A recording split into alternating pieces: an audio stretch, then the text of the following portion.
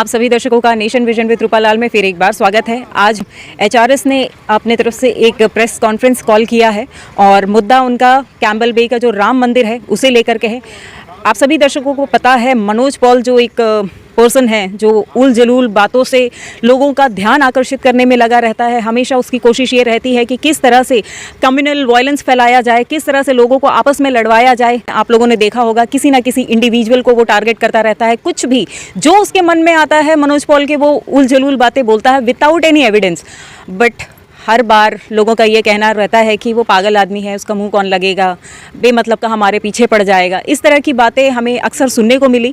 मगर जब बात आस्था की हो, धर्म की हो, और आज जिस तरह से ये काफ़ी लंबे समय से जब से मनोज पॉल का एक एजेंडा लेकर के वो चल रहा है कि उसे एमपी इलेक्शन कंटेस्ट करना है, और जिसके चलते वो आए दिन किसी ना किसी पॉलिटिकल लीडर्स हो या यहाँ के लोग हो, हर एक बिजनेसमैन्स और किसी एक इंडिविजुअल को लेकर के वो टारगेट करता रहता है। उल जलूल 50 लाख, ये इतना करोड़, उतना करोड़, जब उसके मन में और उसके दिमाग में जो कुछ आता है वो बोल करके चला जाता है।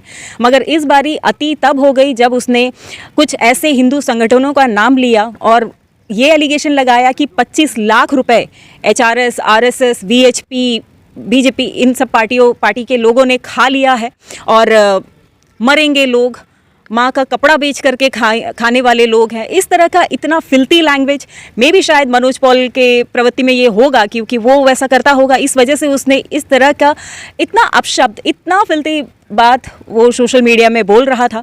और हमें पता चला कि उसने ये वीडियो अपलोड किया, देन उसके बाद उसे किसी के तरफ से पता चला कि इस पर एक्शन होने वाला है, तो उसने वो वीडियो को डिलीट कर दिया। बट ये वीडियो जो मनोज पॉल का है, जो जिसमें वो बड़ा बड़ा डींगे हाँक रहा है, कहीं पे टीना दिखा रहा है, कहीं पे कचरा दिखा रहा है, तो कहीं पर किस तरह से लोग वहाँ पर पूजा करने में असमर्थ है वो बताया जा रहा था।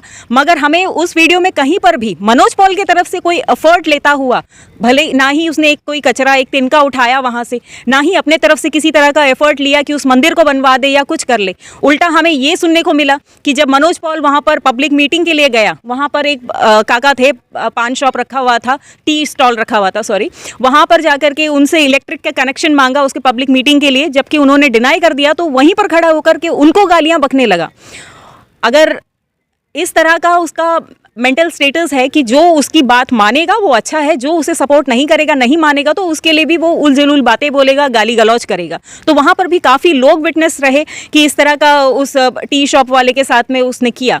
तो इस तरह का माइंडसेट वाला बंदा जब एक रेप्यूटेड हिंदू राष्ट्र शक्ति एक संगठन है, उसका अपना अस्तित्व, अपना वजूद है, और एचआरएस के लोग किसी को छोड़ कर देने के लिए नहीं है, और स्पेशली इस तरह के पागल को तो छोड़ कर के वो बिल्कुल भी नहीं देंगे। जिस तरह से मनोज पॉल ने उल जलूल बातें की है, माँ बाप भाई सबको, पूरा खानदान लेकर के आ गया वो, और भगवान देख रहा है, मरेंगे सब लोग, तो ऑब्वियस है आज आए हैं तो एक ना एक दिन सभी को जाना है। तो मनोज पॉल के ये कह देने से कि मरेंगे सब लोग, ये हो जाएगा, वो हो जाएगा, बड़ा ही घटिया सा एक वीडियो था उसका, जिसपे उसने जितना कुछ वो अपशब्द बोल सकता था, हिंदूज़ के इमोशंस को, उनके सेंटिमेंट्स को हर्ट कर सकता था, उसने किया था।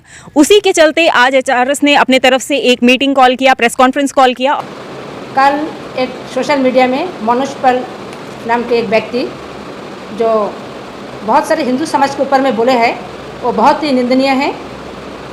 मैं चाहता हूँ कि एडमिनिस्ट्रेशन उसके खिलाफ कार्रवाई करे। जो भी बोले हैं हिंदू समाज के ऊपर में, वो सुनने के बाद में कोई भी हिंदू चुप से बैठ नहीं सकते। राम मंदिर के बारे में कैम्पबेल बे में जो बात किया है वो बहुत गलत बोले हैं, और ये हमेशा इस व्यक्ति कुछ ना कुछ बोलते ही रहते हैं। इसके ऊपर कोई भी कार्रवाई नहीं होते, तो इसके ऊपर कार्रवाई होना बहुत ज़रूरी है। सभी को नमस्कार। मैं हिंदू राष्ट्र शक्ति की तरफ से आज जो प्रेस कॉन्फ्रेंस हमने बुलाए हैं, ये इस बात को लेके है कि हमारे आइलैंड के एक व्यक्ति जो कि खुद को बहुत शातिर और बहुत ही एडुकेटेड समझते हैं, ये इंसान जो है हमारे सारे हिंदू संगठन को लेके बेबाक कुछ ऐसे आरोप लगाए हैं जो कि बेबुनियाद है और बेसलेस है, और हिंदू राष्ट्र शक्ति इसका कड़ी से कड़ी निंदा करती है। और रही बात इस व्यक्ति के बारे में मैं जितना पता किया है कि ये एक सोशल साइकोपाथ है, जिसका अराजकता और डिस्ट्रक्टिव स्टेटमेंट्स देकर जो है आपस में भिड़ाना, आपस में लड़ाना और पब्लिक के बीच में एक ऐसा कन्फ्यूजन क्रिएट करना जिससे उसका व्यक्तिगत रूप से उनको फ़ायदा होता है। ये मैं इस कारण बोल रहा हूँ कि आप अगर मनोज पाल का पास देखोगे, चाइल्डहुड से लेके कॉलेज लाइफ से लेके उनके जो अभी के जो कंडीशन है वो अगर आप देखोगे तो ये ऐसा है कि वो हमेशा से उनके वाक्य को लेके, उनके स्टेटमेंट्स को लेके जो है हमेशा जो है प्रॉब्लम्स फेस किए हैं। खास करके जो लीगल लॉ एंड ऑर्डर के रूप में उनको जो है काफ़ी हद तक जो है इनको मतलब तकलीफ़ें झेलनी पड़ी है और इसके कारण जो है ये पर्सनल एक ग्रज और पर्सनल एक इंटेंशन लेके जो है ये जो है लोगों को ऊपर जो है पर्सनल अटैक करते हैं। इसका सिर्फ और सिर्फ एक ही कारण है कि उनका जो रिवेंज एटीट्यूड है इसको फुलफिल करने के लिए लोगों के बीच में वो आते हैं, तो दो चार लोगों का हेल्प भी कर देते हैं ताकि बाकी लोगों को लगे कि वो वाकई में कुछ अच्छा सोच के जो है ये बातचीत कर रहे हैं। मैं उनको एक चैलेंज करता हूँ कि वो जिस तरह से उस वीडियोग्राफी में या वो वीडियो में कॉन्फिडेंटली बोला है कि जितने भी हिंदू संगठन है, खास करके जो क्लियरली नाम आया है वो HRS और RSS जैसे संगठन है, ये वो इंसान बोल सकता है जिनको इन संगठनों के बारे में रद्दी भर का आइडिया नहीं है, रद्दी भर का मतलब इमेजिनेशन नहीं है कि ये समाज के लिए कैसे और कितने तकलीफ़ों से ये काम करते हैं और किन किन मुद्दों पर आम जनता को जो है एक सिक्योर करते हैं, आगाह करते हैं। टाइम टाइम पे ये उनके साथ खड़े होकर लड़ते भी हैं जिनके साथ लड़ना चाहिए। ये उनको कोई आइडिया नहीं है। ये जो कॉन्फिडेंटली ये आरोप लगाए हैं, मैं उनको चैलेंज करता हूं कि ये एक संगठनों के अगेंस्ट में जो भी वो बात बोले हैं एविडेंस ला के दिखाए, एविडेंस के साथ में नेक्स्ट टाइम बोले। अगर वो बोलते हैं कि वो लॉ पढ़ रहे हैं, लॉ एंड ऑर्डर के तरफ में उनका झुकाव ज़्यादा है, तो ये तो मैं और एक झूठ पब्लिक के सामने बोल रहा है। ये मैं आपको प्रूफ करता हूँ उन्हीं के इसी वीडियो में कि जो इंसान पढ़ता है, जो इंसान समाज के उन्नयन के लिए काम करता है, सोच रखता है, वो कभी किसी के भी माँ बाप भाई बहन के बारे में इतना भद्दा सोच रखकर बात नहीं करेगा। और मैं उनके इस सारे वाक्यों को एक डायरेक्शन में लेके जाना चाहता हूं, क्योंकि इनका हर एक इंटरव्यू, हर एक मुद्दा जो है पॉलिटिकल बेस्ड रहता है, जो कि इनको पता है कि अंडमान एंड निकोबार आइलैंड में काफ़ी सारे प्रॉब्लम्स हैं। वो सिर्फ वो नहीं, उनके जनरेशन में हम लोग भी आते हैं, हम लोग भी पॉलिटिकली रिलेटेड रखते हैं, इन्फॉर्मेशन रखते हैं, और जो खामियां हैं उनके खिलाफ में हम जैसे लोग हमेशा से खड़े होते हैं और एकदम ज़ोर शोर से आवाज़ करते हैं, बात भी करते हैं। लेकिन ये उनको समझना चाहिए, ये डेमोक्रेटिक कंट्री है, यहाँ पे डेमोक्रेसी के अनुसार ही काम किया जाता है, ना कि चार दीवारी के अंदर में वीडियोग्राफी करके किसी के ऊपर में आला बाला बोलने लग गए, बेबुनियाद दो आरोप लगाते लग गए। और कुछ उनके इन्हीं को बोलते हैं अंधभक्त, जिनके पास ना खुद का दिमाग होता है और ना कुछ सोच होता है कि वो आगे जाकर मतलब एनालिसिस करे कि ये जो बोल रहे हैं वो सही है कि नहीं। मुझे एक बात आप लोग बताइए कि वो आज तक जो इंटरव्यू में बोला है, क्या यहाँ के पॉलिटिकल लीडर्स, लोकल लीडर्स ये आवाज़ कभी उठाया नहीं है? ये आपके मीडिया के सामने भी उठाया है, लोगों के सामने भी गया है, और मेरे जैसे लोग लाइव आपके जो है एडमिनिस्ट्रेशन के खिलाफ रोड में उतर के काम भी किया है। तो इसका एक तरीका होता है, एक एथिक्स होता है। हम एक साइकोपैथ जैसा मुंह में जो आता है, दिमाग में जो आता है, मेरे फैमिली और मेरे ऊपर पर्सनल जो उत्पीड़न होता है उसके कारण हम बेबाक बात बोल देंगे, ये सही नहीं है। और मेरा पूरा विश्वास है अंडमान का पब्लिक ये चीज़ को समझेगी, और ऐसे लोग, हाँ, नया चेहरा, नया आवाज़ सबको पसंद आता है, लेकिन ये छोटा सा आइलैंड है, हमें दिमाग और पेशेंस रखकर जो है सामने वाला को सुनना चाहिए, समझना चाहिए, जिससे वाकई में हमारा भविष्य खतरे में ना आए। ऐसे लोग अपने फैमिली के लिए, अपने समाज के लिए, अपने यहाँ तक कि अपने देश के लिए भी खतरा है, और ये बहुत बड़ा खतरा है। ये बहुत बार मार भी खाया है, बहुत गाली भी सुनता है, लेकिन जो है ये बाज नहीं आता है। उसका एक ही कारण है, उनका लॉ एंड ऑर्डर को पहचानने का दावेदारी करना, जो कि उनके पर्सनल इंटरेस्ट के लिए है, पर्सनल सेफ्टी के लिए है, ताकि वो बेबाक बोलते रहे। अगर कोई लीगल एक्शन हो, वो अपना सेफ्टी जो है ये लीगल वे में करे। लीगल वे में नॉलेज रखना हम सबका कर्तव्य है, हम सबका राइट्स है, हमको सबको करना चाहिए। ये सिर्फ उनके जैसा शो ऑफ करके करने का ज़रूरत नहीं है, इंटरनेट में अवेलेबल। लेकिन हम जो काम करते हैं, निस्वार्थ रूप से जो हम समाज के लिए काम करते हैं, दिन रात एक करते हैं, ये सब कुछ जीरो नहीं कर सकता ऐसे साइकोपाथ इंसान लोग। और एक बात, जितने भी हिंदू संगठन के नाम यहाँ पे बोले हैं, शायद उनको पता नहीं है, निस्वार्थ तरीके से उनके कार्यकर्ता, हजारों और लाखों कार्यकर्ता जो है समाज के उन्नयन के लिए कोई संकट आ जाए तो तुरंत सामने आकर उनका हेल्प करने के लिए, उनका रक्षा करने के लिए तैनात रहते हैं। और इन्हीं संगठन के लाखों और करोड़ों आस्था रखने वाले लोग हैं जिनको इनके ये स्टेटमेंट से ठेस पहुंचा है। क्या वो माफ़ी मांगेगा? क्या उनके अंदर में इतना एजुकेशन या फिर इतना विद्या या फिर इतना समाज के लिए सोच है कि उनको ये समझ में आए कि उनका जो स्टेटमेंट वीडियो में आया है वो कई करोड़ों और लाखों डिवोटीज को हर्ट कर सकता है, उनके विश्वास को आघात कर सकता है अगर वो हिंदुत्व के बारे में और हिंदुओं के बारे में बोलते हैं। मैं तो बोलूँगा कि हिंदुओं के लिए, खास करके हिंदुओं तो छोड़ दीजिए, मैं धर्म के बात अगर करूंगा, खास करके उनको तो आइडिया नहीं है कि हम हिंदू है या सनातनी है, हम हिंदू है या सनातनी है। अगर चलिए उनके ही वर्ड्स में हम जाते हैं हिंदू, उनको तो ऐसे ही हिंदू बोलने वाले या हिंदू मानने वाले लोग से ही हिंदुओं को खतरा है। हमको ये समझना चाहिए, जो देश के अंदर हो रहा था, आइलैंड से थोड़ा दूर में हो रहा था, आज ऐसे इंसान जो है अराजकता और जो प्रॉब्लम्स, जो रिलीजियस इश्यूज है, उसको हमारे आइलैंड के अंदर में खुद ही लाने का प्रयास कर रहे हैं, जिसमें कुछ लोग उनको सपोर्ट कर रहे हैं, जो कि उनका भी जो कंडीशन है वो डामाडोल है। ना उनको ये समझ में आता है सही क्या है और ना ये समझ में आता है करना क्या है। तो ऐसे लोगों के साथ में अगर वो अपना सेना बना के चलना चाहता है तो ये ज़्यादा दिन का नहीं रहेगा। मैं फिर से हाथ जोड़कर विनती करता हूँ, जितने भी हिंदू संगठन हैं इसका जोर शोर से अपोज करें, क्योंकि ऐसे लोग अगर बढ़ेगा तो ये हमारे समाज का शांति भंग करने के लिए ही आगे बढ़ेगा। इसको बनाने के लिए, इसको कायम रखने के लिए जो है ये ऐसे इंसान कभी काम कर ही नहीं सकता है।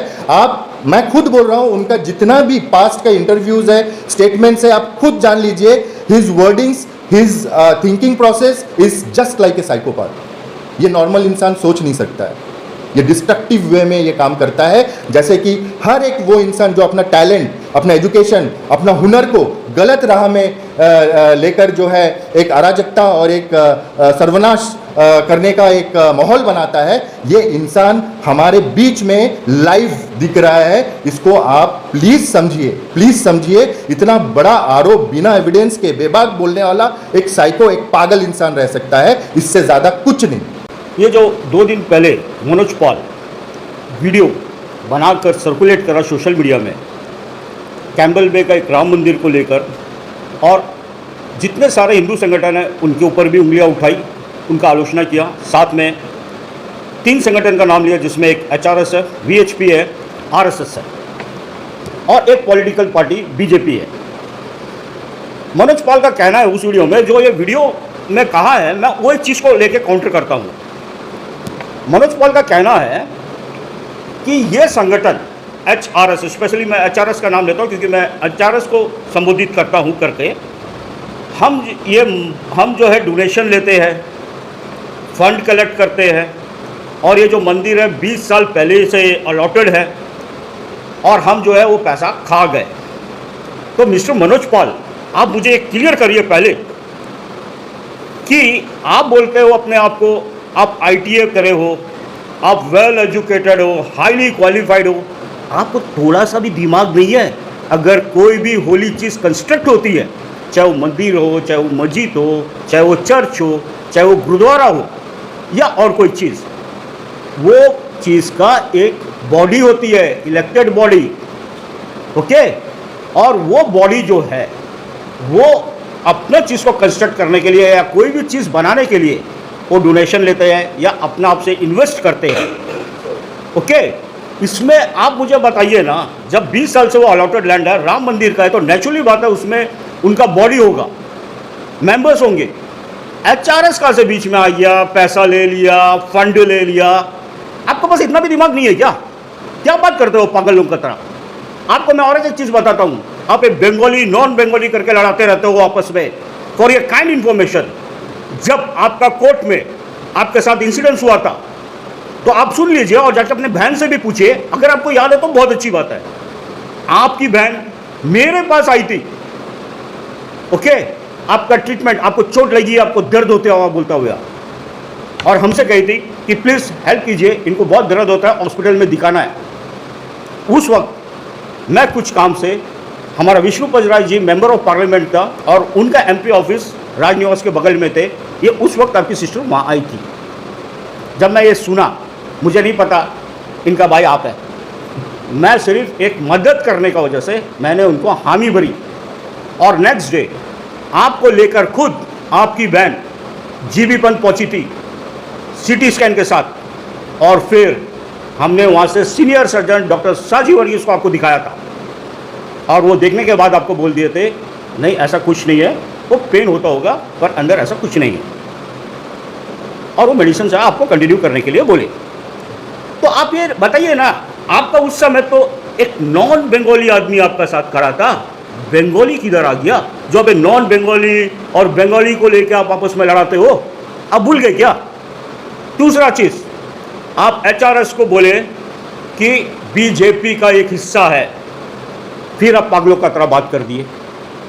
मैं आपको क्लियर करता हूँ, कुलदीप राय शर्मा जी से पूछिए, जो हमारा प्रेजेंट मेंबर ऑफ पार्लियामेंट है, वो इंटरनेशनल ड्रग्स डे का दिन ना कांग्रेस ऑफिस से लेकर फ्लैग पॉइंट तक रैली की थी। उस रैली में एचआरएस भी पार्टिसिपेट किया था, ओके। सेकेंडली, हर रिलीजियस को यूनाइटेड करने के लिए हमारा दिलानीपुर मस्जिद में एक प्रोग्राम हुई थी, जो कि राशिद रशीद जी ने मुझे कॉल किया था पार्टिसिपेट करने के लिए। मैं और अंशुमन रॉय जी उस प्रोग्राम में गए थे, और उसका अंत आपका दिलानीपुर ग्राउंड जहाँ पे दुर्गा पूजा होती है, वहाँ पे मीटिंग के बाद भी। तो भाई, हम किधर हिंदू संगठन का में आके खड़ा है। तीसरा चीज़, आपका टीएसजी में जो दिलानीपुर स्थित है, वहाँ पे भी एक फंक्शन आयोजित किया गया मुसलमान भाइयों के द्वारा, उसमें भी एचआरएस पार्टिसिपेट किया है। भले ही मेरा बैनर हिंदू राष्ट्र शक्ति का है, पर हमारा जितने भी मेंबर है, कार्यकर्ता है, हम अपने जितने भी आइलैंडर्स हैं, जितने भी कम्युनिटी के लोग हैं, जितने भी रिलीजियस के लोग हैं, सबको एकजुट करके मिला के चलते हैं, ठीक है। दूसरा चीज़, अगर आप मेडिकल में आ जाइए, ट्राइबल को मैंने मदद किया है, हमारा एचआरएस, मुसलमान भाई को मदद की है एचआरएस, जोड़ाई कनाल में एक्सीडेंट हुई थी। उसके अलावा बंगाली लोगों को, बंगाली कम्युनिटी को तो बहुत ही मदद की है, उनका डेड बॉडी तक पहुंचाया है।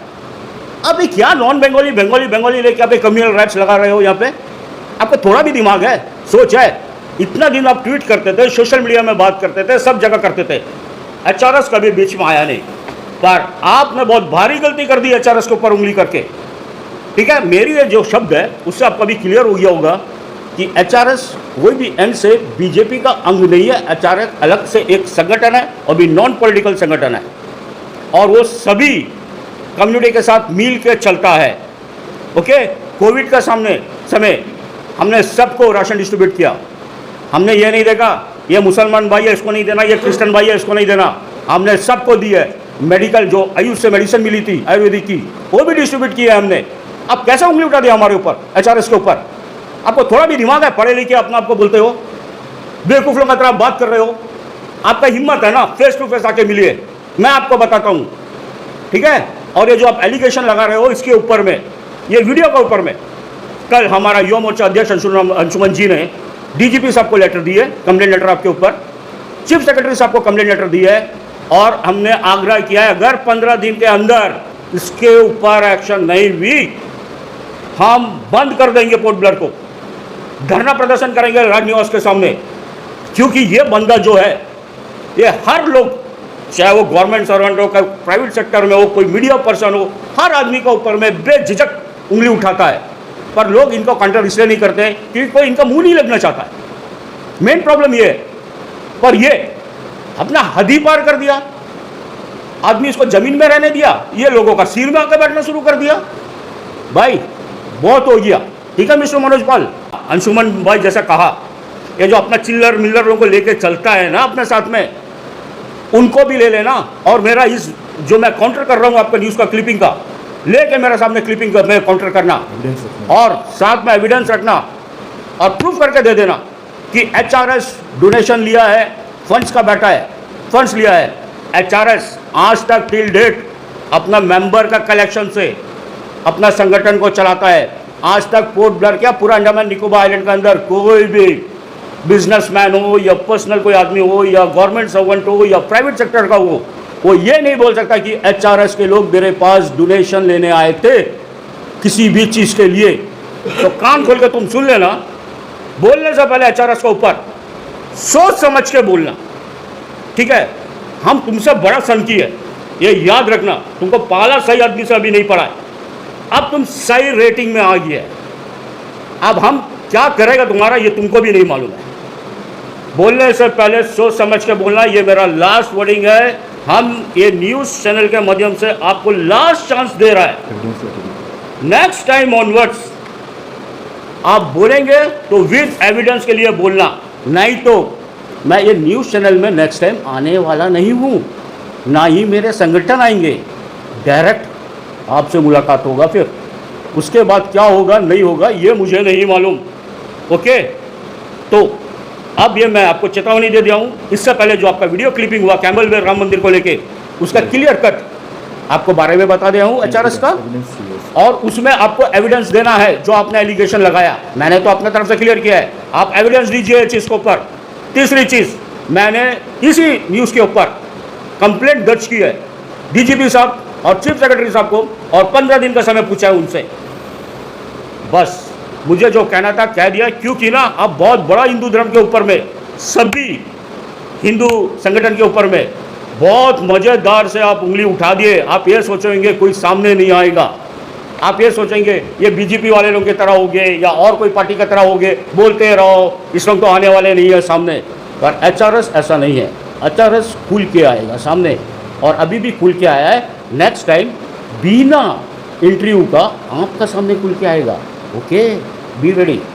हम भी उम्मीद करते हैं कि HRS ने जिस तरह से बहुत स्ट्रांगली इस वीडियो को कंडेम करते हुए और एक मांग रखी है कि किसी भी तरीके से मनोज पॉल के ऊपर एक्शन होना चाहिए। 15 डेज़ का टाइम दिया गया है। अगर 15 दिन में किसी तरह का एक्शन एडमिनिस्ट्रेशन की तरफ से, पुलिस विभाग की तरफ से नहीं लिया जाएगा, तो HRS के लोगों ने ऐलान किया है कि वो अंडमान बंद करेंगे, और उस वक्त HRS भी रहेगा, RSS भी रहेगा, VHP भी रहेगा, सभी हिंदू संगठनों का सपोर्ट देखने को मिलेगा। तो हम भी उम्मीद करते हैं कि ऐसा कुछ बड़ा ना हो, उससे पहले इस जो बीमार, मानसिक तौर पर जो बीमार इंसान है मनोज पॉल, उस पर किसी ना किसी तरह का एक्शन होगा और उसे लेसन मिलना चाहिए। एक्चुअली उसका हिम्मत इसलिए भी बढ़ गया, जब भी कभी वो किसी इंडिविजुअल के बारे में, उसके कैरेक्टर के बारे में, उसके हर एक अपीयरेंस के बारे में कुछ भी बोलता है, उसके बिजनेस के बारे में, एंटायर सब चीज़ के बारे में, तो लोग उसे बहुत हल्के में लेकर कि वो पागल है, उसका मुंह कौन लगेगा बोल करके छोड़ देते हैं। उसी का नतीजा है कि आज वो हिंदू संगठन तक भी आ गया है। और जब बात हिंदुत्व की हो, अपने आस्था, अपने विश्वास की हो, और जब बात अभी राम मंदिर की हो, और जिस तरह का उसने एलिगेशन लगाया है, उसे प्रूफ करना ही पड़ेगा। HRS ने प्रूफ मांगा है, अगर वो प्रूफ नहीं कर पाएगा तो उसका खामियाजा उसे भुगतना पड़ेगा। उम्मीद करते हैं आप सभी दर्शकों का सपोर्ट मिलेगा, और जिस तरह से अंशुमन जी ने आप सभी दर्शकों से अपील किया है कि इस तरह के जो नेगेटिव माइंडसेट का ये जो बंदा है मनोज पॉल, उसे सपोर्ट ना करें, और जिस तरह से वो रूमर स्प्रेड करता है, फेक स्टोरीज बना करके चलाता है, चढ़ाता है, तो उसे उतना ज़्यादा तवज्जो ना दें, क्योंकि लोग देखते हैं तभी वो बनाता है और दिखाता है। तो जनता काफ़ी समझदार है, तो आपके ऊपर हम छोड़ रहे हैं, आप सभी देखें, समझें। आज के लिए इतना ही। आप सभी दर्शकों का बहुत बहुत धन्यवाद।